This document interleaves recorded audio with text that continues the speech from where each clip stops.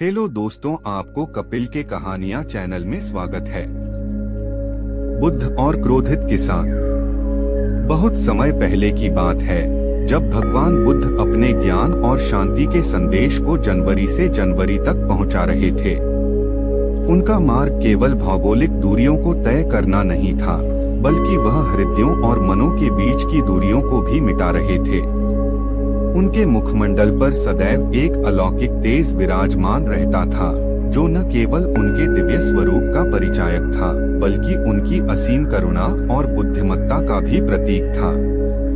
उनकी वाणी में एक ऐसी अविस्मरणीय मधुरता और गहराई थी, जो सीधे सुनने वाले के हृदय में उतर जाती थी, सारे संदेहों को मिटा देती थी और आत्मा को एक अजीब सी शांति से भर देती थी। वह अपने शिष्यों के साथ मीलों का सफर तय करते हुए, धूल भरे रास्तों और हरे भरे खेतों को पार करते हुए एक ऐसे गांव में पहुंचे, जहां प्रकृति की सुंदरता अपने चरम पर थी। गांव के चारों ओर ऊंचे ऊंचे पर्वत, जिनसे सुबह की किरणें छनकर आती थीं, और कलकल करती एक स्वच्छ नदी बहती थी, जिसके किनारे लगे पेड़ों की छाया में जीवन एक मधुर संगीत की तरह प्रतीत होता था। पक्षियों का कलरव और हवा में घुली ताजी मिट्टी की सुगंध उस स्थान को और भी मनमोहक बना रही थी। गांव के लोगों की सादगी, उनके चेहरों पर झलकता संतोष और उनकी आपसी प्रेमपूर्ण भावना किसी भी बाहरी यात्री का मन मोह लेती थी। यहाँ का हर व्यक्ति अपनी दुनिया में संतुष्ट और प्रकृति से जुड़ा हुआ महसूस करता था। गांव के ठीक बाहर एक विशाल और प्राचीन बरगद का पेड़ खड़ा था, जिसकी जड़ें धरती में दूर दूर तक फैली हुई थीं, मानो वह स्वयं सदियों के ज्ञान को अपने भीतर समेटे हुए हो। उसकी शाखाएं इतनी घनी पत्तों से लदी हुई थीं कि वे नीचे बैठे लोगों को धूप और वर्षा दोनों से बचाती थीं, एक प्राकृतिक छत्र की तरह। इस शांतिपूर्ण और पवित्र स्थान को देखकर बुद्ध ने यहीं अपने प्रवचन देना उचित समझा। उन्होंने ध्यानमग्न होकर आसन ग्रहण किया और उनके शिष्यों ने भी उनके चारों ओर अपनी जगह ले ली। जैसे ही यह खबर गांव में फैली, सैकड़ों की संख्या में लोग उन्हें सुनने के लिए उमड़ पड़े। उनकी उत्सुकता और श्रद्धा उनके चेहरों पर साफ झलक रही थी, मानो वे किसी प्यासे की तरह ज्ञान के अमृत की प्रतीक्षा कर रहे हों। गांव के छोटे बड़े, स्त्री पुरुष, युवा और वृद्ध सभी अपने दैनिक कार्यों को छोड़कर एक गहरी उत्सुकता और भक्तिभाव से भरकर बुद्ध के चारों ओर आसन लगाकर बैठ गए। उनकी आंखें बुद्ध के शांत मुखमंडल पर टिकी थीं, जो उन्हें एक अनूठी ऊर्जा और प्रेरणा दे रहा था। उनके कान बुद्ध की अमृतवाणी को सुनने के लिए आतुर थे, जो जीवन के गहरे रहस्यों को सरल शब्दों में प्रकट कर रही थी। बुद्ध की आवाज में एक ऐसी असीम शांति और प्रेम था कि जो भी उन्हें सुनता, वह अपने सारे दुख, चिंताएं और सांसारिक मोह माया को क्षण भर के लिए भूलकर बस उनके शब्दों में लीन हो जाता। ऐसा लगता था मानो समय भी थम गया हो और चारों ओर एक दिव्य शांति व्याप्त हो गई हो, जिसने हर हृदय को छू लिया हो। लोग महसूस कर रहे थे कि उनके हृदय से एक भारी बोझ उतर रहा है और उन्हें एक अनोखी गहन शांति का अनुभव हो रहा था, जैसा उन्होंने पहले कभी महसूस नहीं किया था। रामू का आंतरिक द्वंद्व और बढ़ता क्रोध। लेकिन उसी गांव में एक ऐसा किसान भी रहता था, जिसका नाम रामू था। रामू स्वभाव से अत्यंत मेहनती और परिश्रमी था।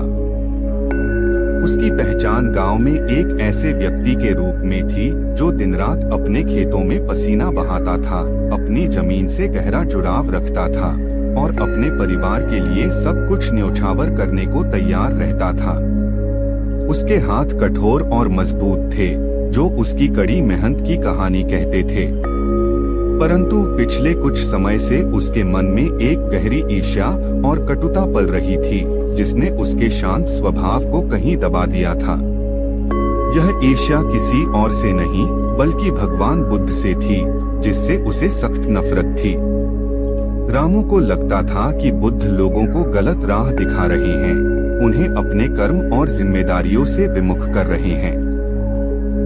उसे यह बात बिल्कुल रास नहीं आती थी कि लोग बुद्ध की बातों में आकर खेतों और घरों के काम छोड़कर उनके पीछे चल पड़ते थे, घंटों उनके प्रवचन सुनते थे और अपने सांसारिक कर्तव्यों को भूलते जा रहे थे। उसके मन में यह द्वेष और भी गहरा हो गया था, क्योंकि उसका अपना इकलौता बेटा राजू, जो उसके बुढ़ापे का एकमात्र सहारा था और खेती में उसका हाथ बटाता था, अब बुद्ध के विचारों से अत्यंत प्रभावित हो गया था।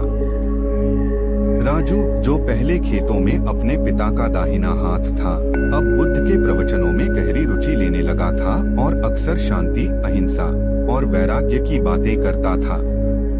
उसने अपने पिता को यह बताया था कि वह बुद्ध के बताए शांति और त्याग के मार्ग पर चलना चाहता है और अंततः वह बुद्ध के शिष्यों में शामिल हो गया था।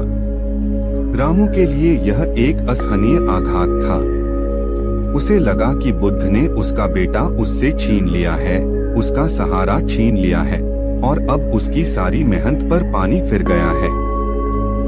उसकी बुढ़ापे की लाठी छिन गई थी और उसकी सारी उम्मीदें टूट गई थीं। उसने सोचा कि उसके सपनों और भविष्य पर ग्रहण लग गया है। यह सोच सोचकर रामू का मन क्रोध, निराशा और प्रतिशोध की भावना से भर गया। उसका हृदय ईर्ष्या की अग्नि में जलने लगा और उसकी रातों की नींद हराम हो गई। वह बुद्ध को अपने दुहक और दुर्भाग्य का मूल कारण मानने लगा था और उसके मन में उनसे बदला लेने की तीव्र इच्छा जागृत हो चुकी थी। हर दिन वह बुद्ध के प्रति अपनी घृणा को और गहरा करता रहा और एक दिन उसने ठान लिया कि वह उन्हें सबके सामने अपमानित करेगा। अपमान का क्षण। एक दिन जब बुद्ध अपने प्रवचन दे रहे थे और भीड़ पूरी तरह से मंत्रमुग्ध होकर उन्हें सुन रही थी, रामू अपने खेत से सीधा वहीं पहुंचा। उसके चेहरे पर गुस्सा साफ झलक रहा था, उसकी आंखें क्रोध से लाल थीं और उसके शरीर से जैसे क्रोध की लपटें निकल रही थीं। उसके कपड़ों पर मिट्टी लगी थी और उसका पूरा शरीर गुस्से से कांप रहा था, मानो वह किसी ज्वालामुखी की तरह फटने को तैयार हो। उसने अपने मन में ठान लिया था कि वह आज बुद्ध को उनकी जगह दिखाएगा, सबके सामने उन्हें शर्मिंदा करेगा। उसने लोगों को धक्के देता हुआ बिना किसी की परवाह किए सीधा बुद्ध के सामने जा खड़ा हुआ। उसकी उपस्थिति से चारों ओर का शांत वातावरण भंग हो गया और एक अजीब सी बेचैनी फैल गई। वहां पहुंचते ही वह अपनी पूरी शक्ति से चिल्लाने लगा। उसकी आवाज में इतनी कटुता और तीखापन था कि सुनने वाले भी सहम गए और कुछ पल के लिए सन्नाटा छा गया। अरे पाखंडी, तू यहाँ आकर लोगों को गुमराह क्यों कर रहा है? तूने मेरे बेटे को मुझसे छीन लिया। तू उन्हें बेकार की बातें सिखाकर खेती से दूर क्यों कर रहा है? तेरी वजह से यह गांव बर्बाद हो जाएगा। लोग अपने कर्म छोड़कर तेरे पीछे भाग रहे हैं। तू इस गांव को बर्बाद कर देगा, तू इस समाज को खोखला कर देगा। उसने अपने भीतर की सारी निराशा, सारी पीड़ा और सारा क्रोध शब्दों के माध्यम से उगल दिया। रामू ने बुद्ध को एक के बाद एक भद्दी गालियां देनी शुरू कर दी। उसने ऐसे अपमानजनक शब्दों का इस्तेमाल किया जो किसी भी सामान्य व्यक्ति को विचलित कर सकते थे और उसे क्रोधित होने पर मजबूर कर सकते थे। वह अपनी सारी भड़ास निकालता रहा, अपनी नाराजगी को हर संभव तरीके से व्यक्त करता रहा, अपनी मुट्ठियां भींचता रहा। उसने सोचा था कि बुद्ध तुरंत प्रतिक्रिया देंगे, शायद क्रोधित होंगे, उसे फटकारेंगे या कम से कम उसे रोकने का प्रयास करेंगे। रामू को लगा कि उसकी गालियां और अपमान बुद्ध के शांत मुखमंडल पर कोई न कोई प्रतिक्रिया तो जरूर देंगे, क्योंकि कोई भी इतना अपमान चुपचाप सहन नहीं कर सकता। उसने बुद्ध को घूरते हुए देखा, उनकी प्रतिक्रिया का इंतजार किया। उसके मन में एक अजीब सी उत्तेजना थी, बुद्ध की अविचल शांति। लेकिन रामू का आश्चर्य तब और बढ़ गया जब उसने देखा कि बुद्ध पर उसकी बातों का कोई असर नहीं हो रहा था। बुद्ध बिल्कुल शांत थे। उनके चेहरे पर वही सौम्य मुस्कान थी जो हर स्थिति में स्थिर रहती थी, चाहे परिस्थिति कितनी भी विकट क्यों न हो। उनकी आंखें वही करुणा से भरी थीं, जिनमें किसी भी प्रकार का द्वेष या क्रोध नहीं था, केवल प्रेम और समझदारी झलक रही थी। उनके होंठ पूरी तरह से स्थिर थे, न कोई हलचल, न कोई प्रतिक्रिया, मानो उन्होंने शपथ ले ली हो कि वे कोई नकारात्मक ऊर्जा ग्रहण नहीं करेंगे। उन्होंने ना तो कुछ कहा, ना ही गुस्सा किया और ना ही रामू की तरफ एक पल के लिए भी अपनी दृष्टि में कोई बदलाव लाए। वे वैसे ही अविचल बैठे रहे, जैसे कोई विशाल पर्वत हवा के तेज झोंकों से अप्रभावित रहता है, अपनी जगह पर अडिग। उनकी शांति इतनी गहरी थी कि रामू का क्रोध उनके सामने टिक ही नहीं पा रहा था, बल्कि उससे टकराकर वापस लौट रहा था। भीड़ में बैठे लोग रामू के इस व्यवहार से स्तब्ध थे। कुछ लोग उसे रोकने की कोशिश कर रहे थे, फुसफुसा रहे थे, तो कुछ लोग सोच रहे थे कि बुद्ध अब क्या करेंगे, उनकी अगली प्रतिक्रिया क्या होगी। उन्हें विश्वास नहीं हो रहा था कि कोई व्यक्ति इतनी शांति से अपमान सहन कर सकता है, और उनके शिष्यों के चेहरे पर भी चिंता की लकीरें थीं, लेकिन वे अपने गुरु के धैर्य को जानते थे। बुद्ध की यह अविचल शांति रामू को और भी चिढ़ाने लगी। उसे लगा कि बुद्ध उसकी बातों को अनसुना कर रहे हैं, उसका अपमान कर रहे हैं। उसे लगा कि बुद्ध उसे अनदेखा कर रहे हैं, और यही बात उसे अंदर ही अंदर जला रही थी। वह और जोर से चिल्लाया, उसकी आवाज अब और भी कर्कश हो गई थी, और उसके गले की नसें तन गई थीं। क्या तुम सुन नहीं रहे हो? मैं तुम्हें गालियां दे रहा हूँ, मैं तुम्हें अपमानित कर रहा हूँ, और तुम कुछ भी नहीं कह रहे हो। क्या तुम बहरे हो? क्या तुम्हें शर्म नहीं आती? क्या तुम इतने कायर हो कि जवाब भी नहीं दे सकते? क्या तुम पत्थर के हो गए हो? रामू के स्वर में अब खीज और निराशा साफ झलक रही थी। वह अपनी सारी शक्ति लगा रहा था बुद्ध को प्रतिक्रिया देने पर मजबूर करने के लिए, उन्हें अपनी शांति से विचलित करने के लिए। उसके मन में एक ही विचार था कि बुद्ध को क्रोधित कर दे, उन्हें अपनी शांति से हटा दे। लेकिन बुद्ध की शांति एक अभेद्य कवच की तरह थी, जिसे रामू के शब्दों का कोई भी तीर भेद नहीं पा रहा था, और हर अपशब्द उनके पास लौटने के लिए मजबूर हो रहा था। ज्ञान का अमृत और रामू का परिवर्तन। रामू के बार बार उकसाने पर भी बुद्ध शांत ही रहे। कुछ देर बाद जब रामू अपनी सारी ऊर्जा गवा चुका था, उसका गला सूख गया था और उसकी सांस फूलने लगी। उसका गुस्सा थोड़ा ठंडा पड़ा, क्योंकि उसे कोई प्रतिक्रिया नहीं मिल रही थी। वह अब बोलने की स्थिति में नहीं था, उसका शरीर थकान से चूर था, और उसके मन में एक अजीब सी खालीपन का एहसास होने लगा था। उस पल जब रामू कुछ शांत हुआ, बुद्ध ने धीरे से अपनी आंखें खोली और रामू की ओर देखा। उनके चेहरे पर वही पवित्र मुस्कान थी, जो कमल के फूल जैसी निर्मल और पवित्र थी, और उस मुस्कान में कोई व्यंग्य नहीं था, कोई क्रोध नहीं था, केवल असीम करुणा और समझदारी झलक रही थी। उन्होंने अत्यंत शांत और सौम्य स्वर में रामू से पूछा। उनकी आवाज इतनी विनम्र और शांत थी कि रामू को लगा मानो किसी ने उसके कान में अमृत खोल दिया हो। प्रिय मित्र, मैं तुमसे एक अत्यंत सरल और महत्वपूर्ण प्रश्न पूछता हूँ, क्या तुम उसका उत्तर देना चाहोगे?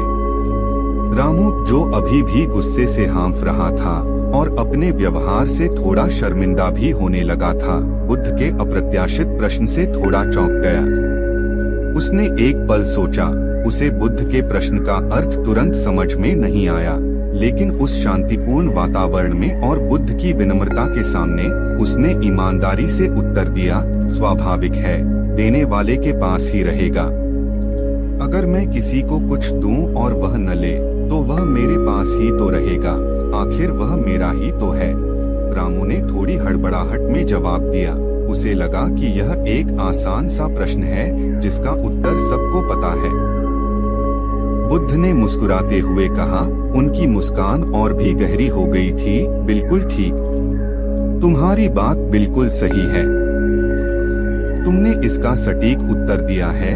फिर उन्होंने एक गहरी सांस ली, मानो वे एक महत्वपूर्ण सत्य को उजागर करने जा रहे हों, और रामू की आंखों में सीधे देखते हुए कहा। उनकी आवाज में अब एक गहरी शिक्षा का भाव था, जो सीधे हृदय में उतर रहा था। ठीक वैसे ही तुम जो क्रोध, कटु वचन और अपशब्द मुझे दे रहे हो, यदि मैं उन्हें स्वीकार न करूं, यदि मैं उन पर प्रतिक्रिया न दूं, यदि मैं उन्हें अपने मन में धारण न करूं, उन्हें अपने भीतर प्रवेश न करने दूं, तो वे किसके पास रहेंगे? वे मेरे नहीं होंगे, वे मुझ पर कोई प्रभाव नहीं डालेंगे। वे तुम्हारे ही पास रहेंगे, तुम्हारा ही बोझ बनकर तुम्हारे ही भीतर जलते रहेंगे। वे मेरे नहीं होंगे, बल्कि तुम्हारे ही क्रोध और दुख का भार तुम्हें ही अपने कंधों पर उठाना पड़ेगा, जिससे तुम स्वयं ही पीड़ित होते रहोगे। मेरा मन शांत है और मैंने तुम्हारे इन अप्रिय उपहारों को स्वीकार नहीं किया है, न ही उन्हें अपने भीतर कोई स्थान दिया है। बुद्ध के ये शब्द रामू के मस्तिष्क में बिजली की तरह कौंध गए। उसे जैसे किसी ने गहरी नींद से जगा दिया हो। उन शब्दों ने रामू के हृदय पर सीधा प्रहार किया और उसके भीतर एक गहरा परिवर्तन होने लगा। पहली बार उसे एहसास हुआ कि बुद्ध वास्तव में कितने ज्ञानी और शांतचित्त हैं, और उनका धैर्य कितना असीम है। उनकी बातें कितनी गहरी और सत्य थीं, जो सीधे जीवन के एक मूलभूत सिद्धांत को समझा रही थीं कि क्रोध वास्तव में स्वयं को ही जलाता है, यदि उसे स्वीकार न किया जाए। रामू को अपने किए पर गहरा पछतावा हुआ। एक तीव्र आत्मग्लानि ने उसे घेर लिया। उसके मन में पल रही सारी ईर्ष्या, सारा क्रोध, सारा द्वेष एक पल में पिघल गया, मानो सूर्य की रोशनी में बर्फ पिघल गई हो, और उसकी जगह पश्चाताप और विनम्रता ने ले ली। उसे अपनी गलती का एहसास हुआ कि वह कितनी बड़ी भूल कर रहा था, कितने अनावश्यक क्रोध में जल रहा था, और कितनी मूर्खतापूर्ण तरीके से उसने अपनी शांति भंग कर रखी थी। उसकी आंखें नम हो गईं, आंसुओं की धारा बह निकली, और वह बिना कुछ कहे अपने अहंकार को त्याग कर बुद्ध के चरणों में गिर गया। उसने फूट फूट कर रोना शुरू कर दिया। उसके पश्चाताप की भावना इतनी गहरी थी कि शब्द कम पड़ गए थे। वह बार बार क्षमा मांगने लगा। उसके होंठ केवल मुझे क्षमा करें, मुझे क्षमा करें दोहरा रहे थे। बुद्ध ने प्रेम से उसके सिर पर हाथ फेरा, उसे उठाया और अपनी करुणा से उसे क्षमा कर दिया। रामू ने उस दिन न केवल क्रोध पर विजय पाई, बल्कि शांति, क्षमा और आत्मज्ञान का वास्तविक अर्थ भी समझा, और उसके जीवन की दिशा हमेशा के लिए बदल गई। शिक्षा, मोरल ऑफ द स्टोरी। क्रोध को शक्ति देना। क्रोध तब तक जीवित रहता है और हमें प्रभावित करता है जब तक उसे कोई स्वीकार करता है। यदि हम किसी के क्रोध पर प्रतिक्रिया देते हैं, उसे अपने भीतर ग्रहण करते हैं या उसके अनुसार व्यवहार करते हैं, तो हम अनजाने में उस क्रोध को शक्ति देते हैं और उसे अपने मन में पनपने देते हैं। यह हमें भी उसी नकारात्मक ऊर्जा से भर देता है, जिससे हमारी अपनी शांति भंग होती है। शांति की शक्ति, शांतिपूर्वक व्यवहार किसी भी गुस्से को निष्क्रिय कर सकता है और उसकी आग को ठंडा कर सकता है। जब हम अशांत परिस्थितियों में भी शांत रहते हैं, विनम्रता से जवाब देते हैं या कभी कभी मौन धारण कर लेते हैं, तो हम क्रोध की आग को बुझा देते हैं, बजाय उसे और भड़काने के। हमारी शांति सामने वाले व्यक्ति को आत्मनिरीक्षण करने पर मजबूर कर देती है और उसे अपने व्यवहार के परिणामों को समझने में मदद करती है। प्रतिक्रिया न देना सबसे शक्तिशाली उत्तर। मौन और शांति में बहुत शक्ति होती है। कभी कभी सबसे प्रभावी प्रतिक्रिया यह होती है कि हम कोई प्रतिक्रिया ही न दें। यह हमारी मानसिक शक्ति, संयम और आंतरिक शांति का प्रतीक है। ऐसा करने से नकारात्मकता और क्रोध लौटकर उसी के पास चली जाती है जिसने उसे उत्पन्न किया था, क्योंकि उसे स्वीकार करने वाला कोई नहीं मिलता। यह हमें अनावश्यक मानसिक अशांति से बचाता है और हमें अपनी ऊर्जा को सकारात्मक दिशा में लगाने की स्वतंत्रता देता है। यह कहानी हमें सिखाती है कि हम बाहरी उत्तेजनाओं के गुलाम नहीं हैं। हमारे पास हमेशा यह विकल्प होता है कि हम कैसे प्रतिक्रिया दें। क्या आप किसी ऐसे क्षण को याद कर सकते हैं जब आपने शांत रहकर किसी बड़ी समस्या को हल किया हो? अगर आप ऐसे ही कहा